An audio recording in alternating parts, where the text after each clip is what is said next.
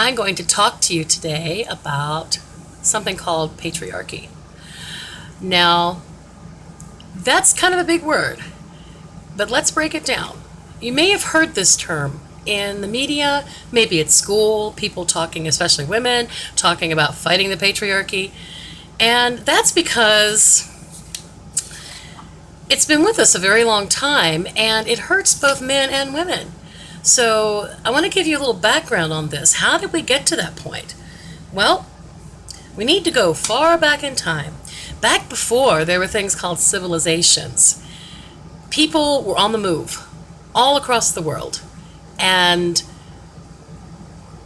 they hunted, they gathered the things they need, and everybody had to pitch in. So men and women needed to work together. Also, because that was an era where science was just not a thing, men and women too really revered the idea of women because they brought new life into the world. They could feed others, including other members of the tribe if there was a famine. And we see archaeologists have discovered these amazing little figures, little statues of women all over the world from that period that we call the Paleolithic era, which is translated as basically the old Stone Age. It's before we settled down and became farmers, when people were on the go. So women joined in with the gathering and the hunting. And a child, as soon as they were able to join in, would also participate. So you have this reverence for the female form and the female life. There's one in particular you may have seen before that I can show you. It's called Venus of Willendorf, and there were lots of little figures like this, and the ladies portrayed would look pregnant, and they would have meat on their bones because that was a sign that your people and your woman, the women in your group, your tribe, had access to food, and they could be healthy, and they could bear more humans.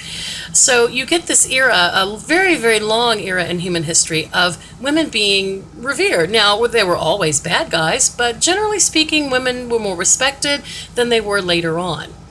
Now, when we get to the point of civilization, the early civilizations such as Mesopotamia, things begin to change a little bit. Once humans settle down and there's more assigned gender roles, we start to see a little bit of change. I mean, there's always the thing about men having greater physical strength than most women, and so that gave them this idea that they could assert their authority.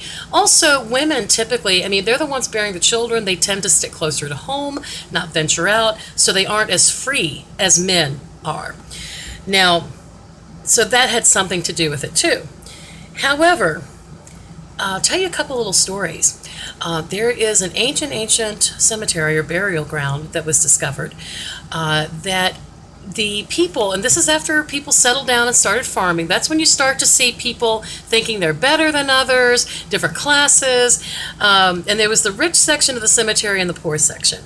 Women who were buried in the poor section, they noticed that they seemed to be pretty strong. If they had any bones that were broken, they had healed nicely, and their bones seemed, really durable. But in the rich section, the women, not all of them, but a goodly number of them, were buried having had a number of fractures.